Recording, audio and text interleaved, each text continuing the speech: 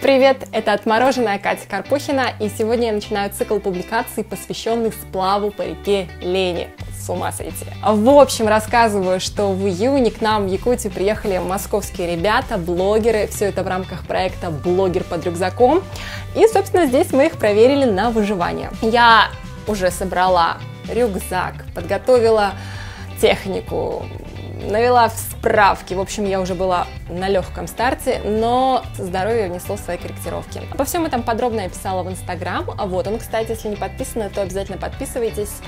И можете узнать причину, почему я не смогла поехать. Вместо меня поехал другой член команды «Отмороженной» Семен. В ближайшие выпуски он будет нашим проводником по безумному путешествию по Лени. Семен тот местный, который дальше Якутска никогда не совал свой нос. Помимо этого в нашей лодке организаторы проекта, или более известные двое и Алоэ, Борис и Олеся. Они ведут самые увлекательные стримы о путешествиях в Одноклассниках. Неподражаемый Петр Лавыкин, человек, который умеет найти изюминку даже в самом скучном городе. У него особый талант. Посмотрите его канал и поймете, о чем я. Присоединился к нам подземный путешественник Диггер Даниил Давыдов. В этот раз он променял свою стихию на воду. Что из этого вышло, узнаете в конце. Илья Губарев – единственный человек в команде, который знает и умеет, как правильно плавать на наших надувных лодках покрафтах. Еще бы, ведь они ему и принадлежат. С радостью в свой покрафт запрыгнула отчаянная путешественница Наталья Корнева. Она проехала автостопом по всей России, так что для нее это вообще легкая прогулка. И вот такой вот дружной командой за 10 дней ребята должны были пройти на надувных покрафтах по огромнейшей Лени. Я до сих пор в шоке, что... А вот я не буду говорить, смогли они это сделать или нет. Итак, начало пути, дорога в Синск.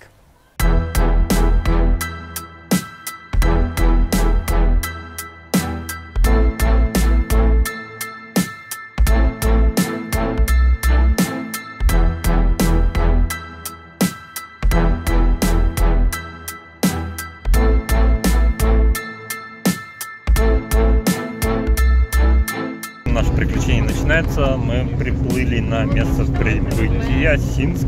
Весь прикол заключается в том, что капитаны не местные. И сказали, что они в первый раз именно по этому пути плывут. Не знают, как нас высадить.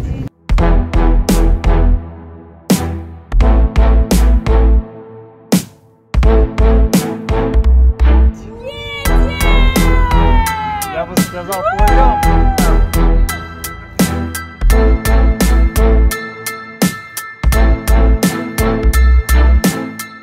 Наконец-то именно прибыли на Синскую землю. Итак, чем же знаменит Синск? Расположен он в устье реки Синей, притоке Лены. Живет здесь меньше 800 человек. Занимается население сельским хозяйством. Среди любителей туризма Синск популярен, так как располагается на красивейшей речке Синей, а рядом тянутся Синские столбы, не уступающие по масштабам Ленским. А вот историки и краеведы знают, что в Синске живут потомки ямщиков. Бог, создатель всего света, на котором мы живем. Находимся мы на бывшей станции Синской. Сюда в 18 веке были отправлены переселенцы из Центральной России, крестьяне, чтобы они занимались извозом почты и людей от станции к станции. Линия Ямщицкого тракта была проложена по левому берегу Лены, от Витима до Якутска, по совершенно незаселенным местам. Здесь была одна тайга и никакой дороги. Таким образом было основано 28 станций. Расстояние между ними составляло 40 верст, это примерно 42 километра. Позже оно уменьшилось практически вдвое. И такие станции постепенно разрослись в целые деревни. Станция Синская находилась между двух станций, от Добанской и Петровской станции, которые находились в 15-20 километрах от Синской. Ну вот, и расстояние это преодолевалось на лошадях. Теперь вы тоже знакомы с Марией Афанасьевной Голоковой. Она основала в селе музей ямщиков в доме своего деда, которого сослали в Якутию на пашню. Весь мой рассказ основан на реальных событиях, по рассказам моей мамы. Вот здесь, значит, вот по стенам сохранились деревянные гвозди, а они были вот так сплошные, эти гвозди, и грядки такие были протянуты. И, говорит, такой тяжелый запах стоял конского пота, потому что сушились Попоны? попоны, седелки, через сидельники. Вот. Это Это называется сельница. Здесь вот на ветру провеивали, очищали зерно от плевел. И вот он хватает эту сельницу, ну, по времени же примерно знают, когда выбегает, кладет на землю, прикладывает ухо и слушает. А здесь, значит, промежуточная станция, недалеко Петровская, там были, наверное, ну, если побываете. Когда тройка едет, звон колокольчиков уже слышен. Так не слышно, а вот к земле приложить слышно. Он забегает домой, говорит, ну пора собираться. И его начинают одевать. А одевались в те времена серьезно. Попробуй выдержи минус 50 градусов в легкой одежде. Обязательно тулупчик, торбоза. И мама говорит, чтобы вот тепло держало, были стельки такие. Иногда из соломы, из сена, а иногда из заячьей шкурки. А из сена они что, теплые? Не теплые, конечно, но лучше ничего. Лучше, чем ничего. А вот таким кушаком сверху обвязывали ямщика. Это и дополнительное тепло из спецодежды того времени, чтобы признали и поняли, не просто извозчик, это ямщик. Видите, как вот даже и мама говорила, говорит, не дай бог проворонить. Все точно было по часам. Не то, что сейчас почта. А сейчас у нас вообще сколько времени на почте. Дальше Мария Афанасьевна показала нам кучу разных старинных вещей. Но самый интересный экспонат – вот он. И мы думаем, ой, какая вафельница хорошая, давайте-ка напечем. Это угли, наверное. Сургуч, да? Потом, значит, пришел, у нас есть такой известный человек в республике, Никита Гаврилович Соломонов, ученый. Он одно время нашу школу патронировал. И он говорит, какие еще вафли? Это же вот герб царский, двуглавый орел. Позволят тебе, говорит, печеньки, да. Это сургуч, это печать. Печать выливать. Плавить сургуч, как сказал. Правильно. Видите, какая она мощная. Да, видимо, первые печати. Ну, а сейчас можно вафли делать. А вытекает, я пробовала.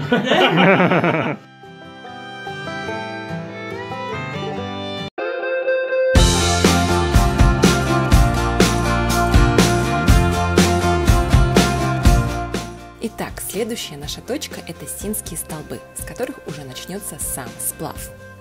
Нас сейчас довезут на моторках до Синских столбов. И оттуда вниз мы уже поплывем на покрафтах. Вот они наши. Так они выглядят в собранном состоянии. Распаковка во всех традициях Ютуба будет чуть позже, а пока наслаждаемся видами чудесных Синских столбов.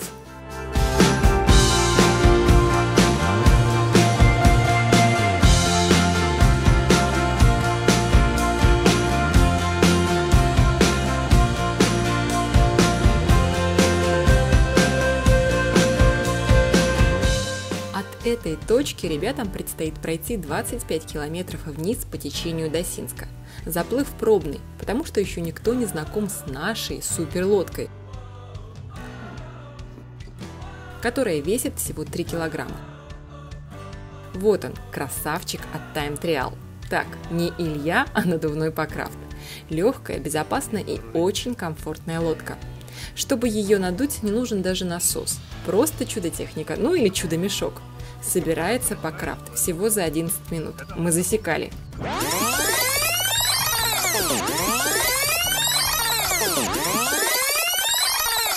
И можно в путь.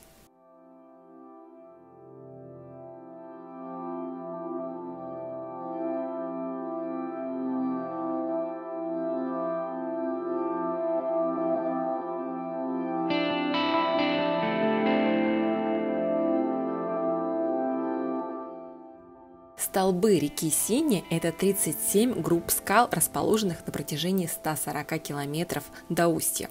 Их высота достигает до 180 метров. Самая красивая часть столбов расположена в 50 километрах от Синска и носит название «Поющие скалы». Скажу сразу, что до них мы не добрались.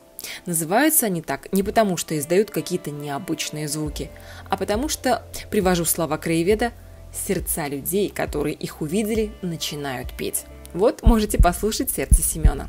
Не, ребята, это вообще кайф. Посмотрите на это. Вообще ты красота. Здесь можно реально поймать дзен.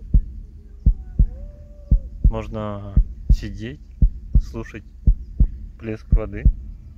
Среди профессионалов этот участок не считается трудным, и только из-за длины маршрута он оценивается как маршрут первой категории сложности.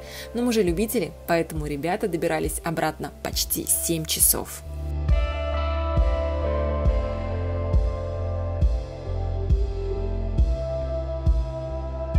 Пока наши спортсмены собирают лодки после сплава, мы с вами вернемся в гостеприимный Синск. Все в нем хорошо, только нет кинотеатра. Но местных жителей это абсолютно не расстраивает.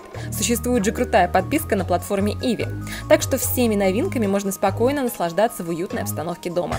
Главная страница уже настроена на вас, на то, что вы смотрели до этого и какие оценки оставляли. Этим летом подписка Иви стала еще больше, ведь в ней появился топовый контент от Paramount Play, а это значит классные зарубежные сериалы, «Хорошая жена», «Миллиарды», «Корпорации» и многие-многие другие. И, кстати, очень классные качественные фильмы. Лично я недавно посмотрела фильм «Отец». Лента получила 6 номинаций «Оскара». Энтони Хопкинс в главной роли великолепен. Его герой постепенно теряет память, а дочь пытается найти для него сиделку, но он всех отвергает. К чему это приведет, смотрите в конце. А теперь вопрос, кем на самом деле были Кэтрин и Билл? Оставляйте ваши комментарии под видео. Среди правильных ответов будет разыгран приз. Вот такой вот кошелек на руке, с помощью которого вы сможете расплачиваться в магазинах, не используя мобильный телефон или банковскую карту. Вам остается зайти в Иви по ссылке, которая указана в описании, и использовать мой личный промокод Катя. Он дает право на 30 дней использования этого сервиса. Ну что, друзья, всем удачи! А вот вам еще один сценарий для крутого фильма. Триллер это или художественная лента, решайте сами. В Синске живет уникальная женщина, единственная в Якутии чучельница Анна Николаевна Цыганкова.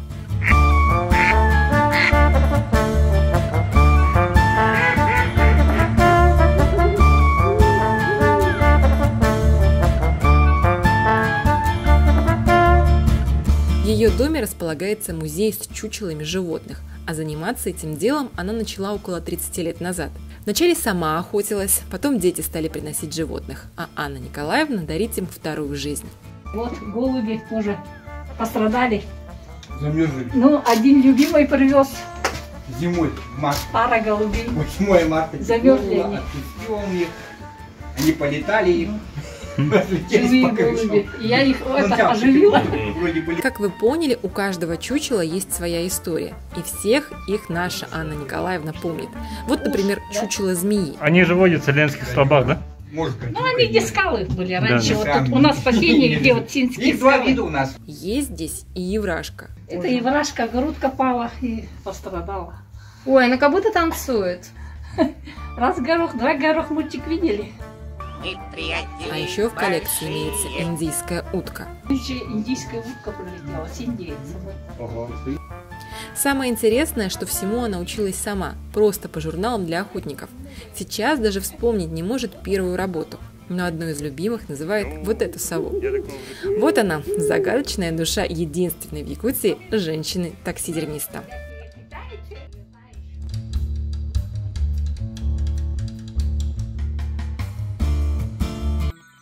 В самом Синске ребята остановились на турбазе, расположенной на противоположном берегу от поселка – Ямщицкое подворье.